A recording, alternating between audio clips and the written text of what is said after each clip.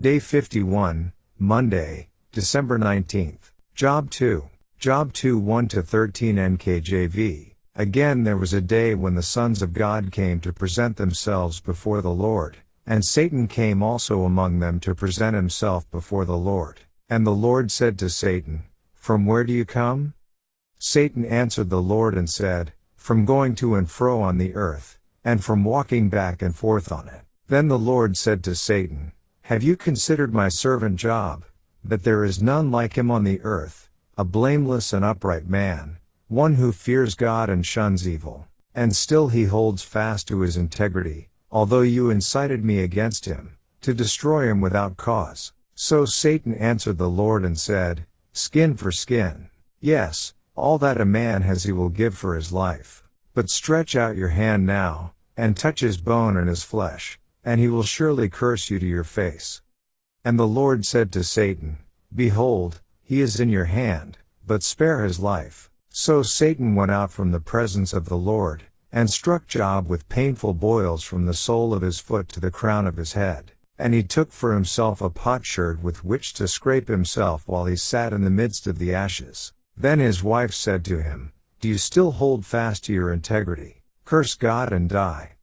But he said to her, You speak as one of the foolish women speaks. Shall we indeed accept good from God, and shall we not accept adversity?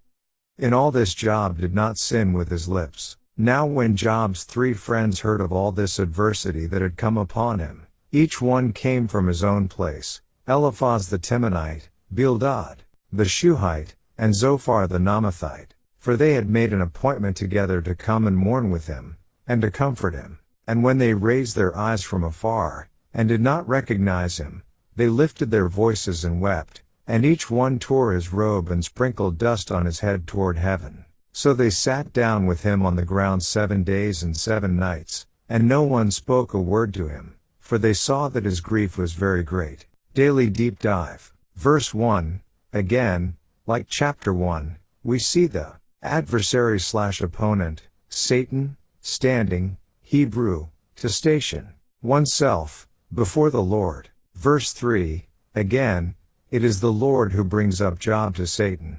He repeats again the high praise of Job, adding, And still he holds fast to his integrity, although you incited me against him, to destroy him without cause. The UCG reading plan states once again, Satan comes upon an angelic presentation before God and God presents him with Job's unswerving devotion. This time Satan presses the issue by saying that if God will remove his protection and allow him to attack Job's physical health, Job will reject God as he had predicted. God then allows the devil to cross that line.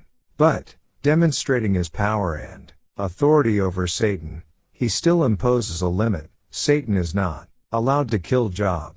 Yet what Satan is allowed to do, afflict Job with painful boils from head to toe, was no doubt extremely and unrelentingly agonizing. And on top of the psychological pain of losing his family, it must have been all the more excruciating. It also records, You incited me against him, to destroy him without cause. Job 2:3. This may shockingly appear to say that there was no reason at all for what God allowed to befall Job, and that God can be prodded into doing things contrary to his will.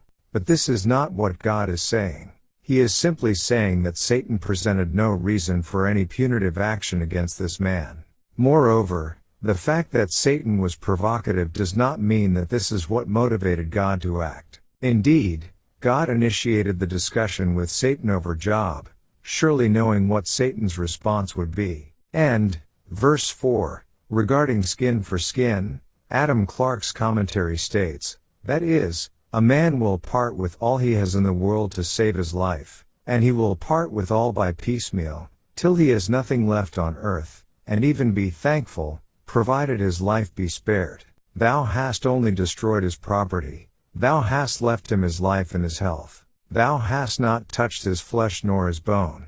Therefore, he is patient and resigned. Man, through the love of life, will go much farther. He will give up one member to save the rest, yea, limb after limb, as long as there is hope that, by such sacrifices, life may be spared or prolonged. This is the meaning given to the passage by the Targum, and, I believe, the true one. Hence, Job _2 to 6, the Lord says, save his life. And, verse 7, Satan is allowed by the Lord to strike Job with painful boils. The word painful is the common Hebrew word for bad or evil. The word boil means boil, inflamed spot, inflammation, eruption, bdb, and is the same word that is used in the plague of Egypt, Exodus 9:9-11. Job is covered over his whole body with these terrible boils. JFB commentary states, malignant boils, rather, as it is singular in the Hebrew, a burning sore. Job was covered with one universal inflammation. The use of the potsherd, Job _2 to 8, agrees with this view. It was that form of leprosy called black, to distinguish it from the white, or elephantiasis, because the feet swell like those of the elephant. Adam Clarke adds, his scraping himself with a potsherd indicates a disease accompanied with intolerable itching. A potsherd is simply a piece of pottery/earthenware. Verse 10, the word translated foolish women means foolish, senseless, and can be applied to men or women. The UCG reading plan states, Job's wife urges him to curse God and die.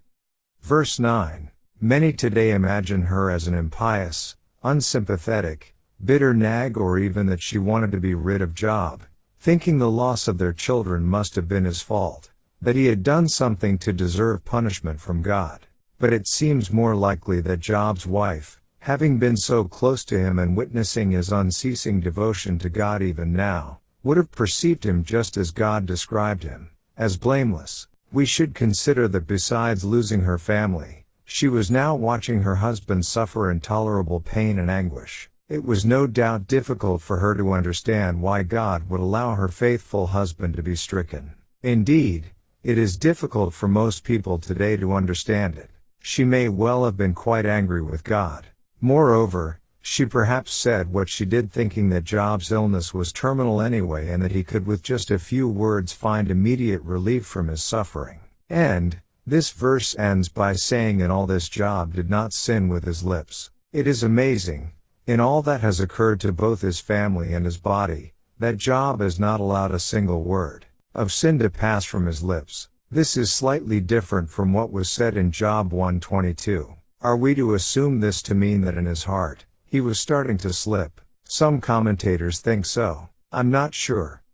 James 3:2 tells us, for we all stumble in many things. If anyone does not stumble in word, he is a perfect man, able also to bridle the whole body. Verse 11, Job has 3 friends/associates arrive with the plan meeting together to comfort and mourn with Job. Eliphaz the Temanite, from JFB. Eliphaz is an Idumean name, Esau's oldest son, Gen _36-4, and Teman, son of Eliphaz, Gen _36-15, called Duke. Eusebius places Teman in Arabia Petrea, but see on Job _6:19. Teman means at the right hand, and then the south, namely, part of Idumea, capital of Edom, Amo _1:12. Hebrew geographers face the east, not the north as we do, hence with them the right hand was the south. Temanites were famed for wisdom, Jer _49-7. Bildad the Shuhite, from Adam Clarke's commentary, Shua was the son of Abraham by Keturah, and his posterity is reckoned among the Easterns. It is supposed he should be placed with his brother Midian, and his brother's sons Sheba and Dedan. See Gen _25-2, Gen _25-3. Dedan was a city of Edom, see Jer _49-8, and seems to have been situated in its southern boundary, as Teman was in its western. As _25-13. Zophar the Naamathite, it appears we understand the least about this friend's background. From Adam Clarke he most probably came from that Naamah, which was bordering upon the Edomites to the south. From John Gill's commentary, Zophar the Naamathite, who he was, and why so called, is not certain. There is nothing but conjectures concerning him. It is most probable that he lived in Arabia Deserta, or on the borders of it, near to Job's country and that of his other 2 friends. Verse 13, I believe Job's friends were most wise when they came and were there, yet said nothing. Later we see them say a lot when it's very clear they knew next to nothing about what they spoke. I think this is a warning to all of us. We often don't have the answers or understand what we think we do. God's word is truth and that we can rely on. Even then, we must take great care that we are using it appropriately. Here's what the UCG reading plan states about this moment. Lastly, in chapter 2, we see the coming of Job's three friends Eliphaz, Bildad and Zophar. Verse 11. It was evidently months before they got the news, arranged to meet and at last arrived, compared Job 7:3. Perhaps their initial intent was simply to go through a typical proper morning ritual. But what they found made them aghast. It is evident that they cared for Job because they wept and remained close to him in silence for an entire week. Job 2:12-13, probably deeming it inappropriate to speak before Job himself spoke. Yet as we will see, these men will soon fail miserably in their role as Job's comforters, even wrongly accusing him of sin.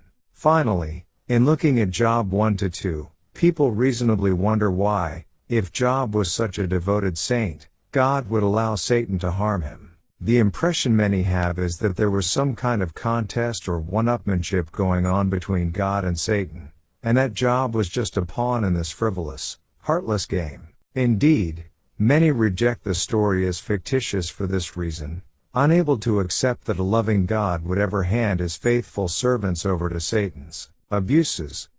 But the perspective of Job as a pawn in some inane spiritual contest is totally off base. While the events of these chapters were probably intended to demonstrate God's sovereignty over Satan, we should note that the defeated enemy drops out of the account at this point, yet Job's suffering goes on. As we will see at the end of the book, Job, despite his upright character, still needed to grow spiritually and come to really know God. That being said, we should recognize that there is indeed an unwitting pawn in the story, Satan the devil. God, knowing Satan's nature and temperament, provokes him into taking action against Job, not to show Job's steadfastness off to his adversary but for the ultimate purpose of perfecting Job's character, making him an even better person than he was in preparation for a future in God's kingdom. End.